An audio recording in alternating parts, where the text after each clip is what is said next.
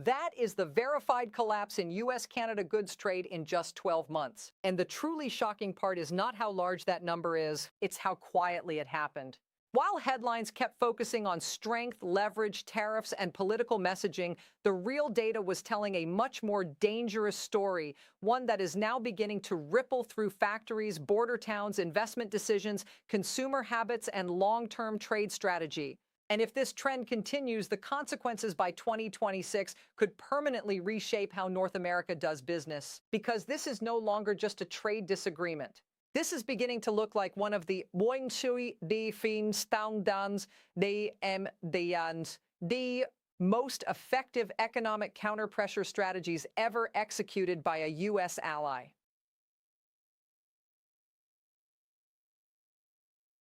And almost nobody is talking about it. A formal report was submitted to the White House by the United States Trade Representative buried deep inside hundreds of pages of technical economic analysis were numbers that directly challenged the original assumptions behind the strategy. U.S. exports to Canada had dropped by more than $13 billion.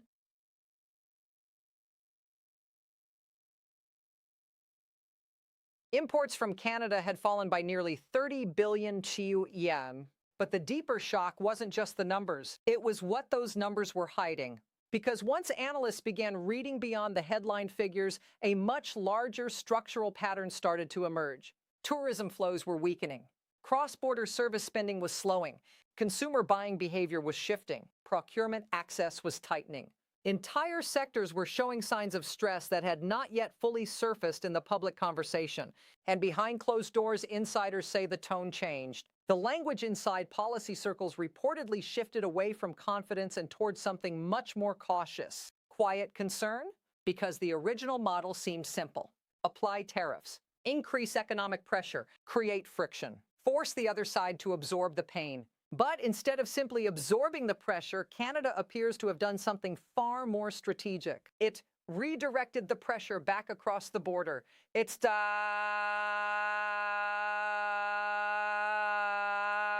not with one dramatic retaliation, not with one explosive policy move, but through a series of smaller, highly coordinated structural responses that, when combined, created a powerful economic feedback loop.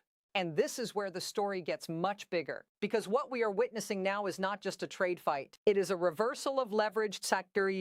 The pressure that was meant to flow in one direction is now producing visible effects on both sides of the border. And the data is making that impossible to ignore. One of the clearest examples comes from Ontario. The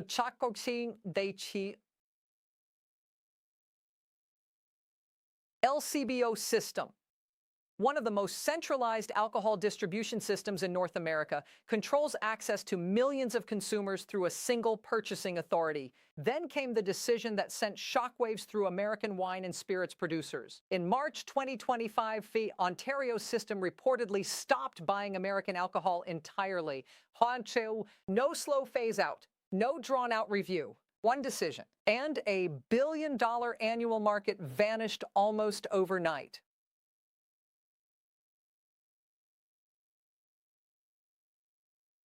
That is the power of centralized distribution. It turns policy into immediate economic pain at a speed decentralized U.S. systems struggle to match. But that was only one layer. Another major shift came through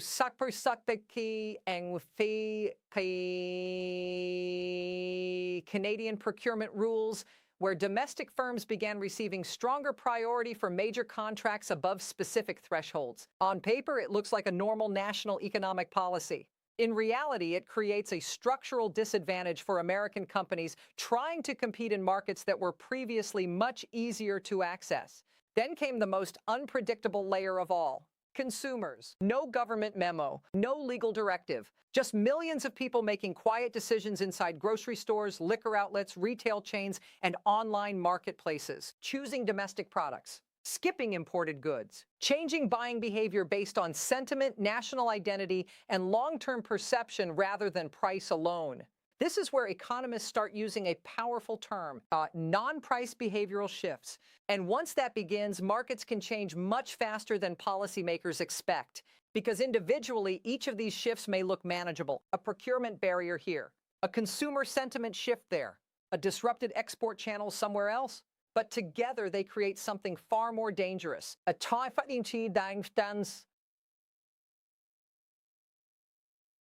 self-reinforcing economic feedback loop. Policy changes behavior. Behavior reinforces policy. Businesses adapt, consumers form new habits, and then those habits become the new normal. This is where it starts hitting real people. Factories in Michigan, auto suppliers in Ohio, border retailers, or Starbucks, and hotels, restaurants, and Dingchi, and tourism operators, so that freight companies, wineries, small manufacturers. The effects rarely begin with dramatic shutdowns. They begin with quieter signals, reduced overtime, slower production schedules, if done someday and free delayed hiring, postponed expansion plans, lower weekend traffic,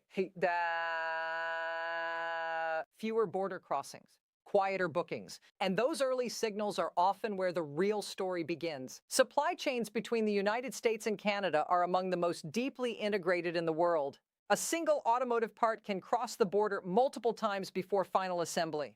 Steel, agriculture, consumer goods, and logistics all rely on this integrated flow. So when friction enters the system, the disruption does not stay isolated. It spreads quietly, systemically, and over time it compounds. That is what makes this moment so important. The longer these conditions persist, the more likely temporary disruption turns into PQ preference lock-in. That means businesses establish new buyers, consumers build new habits, supply chains redesign routes, investment shifts elsewhere. And once those alternatives become stable, markets rarely snap back to the old normal. That's the real danger hidden inside the $37 billion figure. It's not just what has already been lost. It's what may never fully come back. Now all eyes are turning toward the Habi Engchi mid-2025 North American Trade Review, a critical structural checkpoint that could define the next several years. Continue, renegotiate, escalate, or fundamentally reset the relationship. And unlike previous reviews, this one arrives during an active period of visible economic disruption. That changes everything, because by late 2025, businesses will no longer be treating this as temporary uncertainty. They will begin planning as if this is the Mimbi Sandai new baseline reality. And by early 2026, the cumulative data may reveal a much larger transformation. New supply routes, new consumer loyalties, new investment destinations, and a new North American trade balance. The political impact could be just as significant. Economic reports eventually escape policy circles. They enter elections. They shape public opinion. They redefine negotiating leverage. And when that happens, strategies can shift very quickly. Now, to be fair, tariffs and procurement protections are not unusual. Both countries have long histories of defending domestic industries. Some argue this disruption is simply short-term pain in pursuit of long-term negotiating gains. That is a valid position. But the new data is challenging the most important assumption behind that theory. That pressure only flows in one direction. The evidence now suggests the pressure is traveling both ways. And once both sides begin absorbing measurable costs, the urgency to recalibrate becomes much greater. So the real takeaway here is not about winners and losers. It is about recognizing the deeper structural shift already underway beneath the headlines. Because the people making the biggest decisions are no longer watching speeches. They are watching patterns, supply routes, consumer loyalty, procurement shifts, manufacturing slowdowns, border tourism behavior, investment hesitation. These are the real signals. And those signals are getting louder every single month. This story is far from over. In many ways, the real consequences are only just beginning. So watch the data, not the drama. Because in moments like this, the people who understand the patterns early are the ones best positioned for what comes next. Before this story gets bigger, tell us your view in the comments.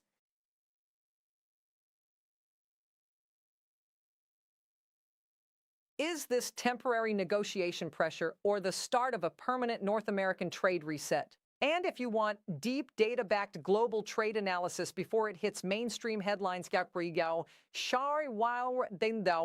sure you unsubscribe to BCC News, turn on notifications, and stay ahead of the shifts shaping the world economy.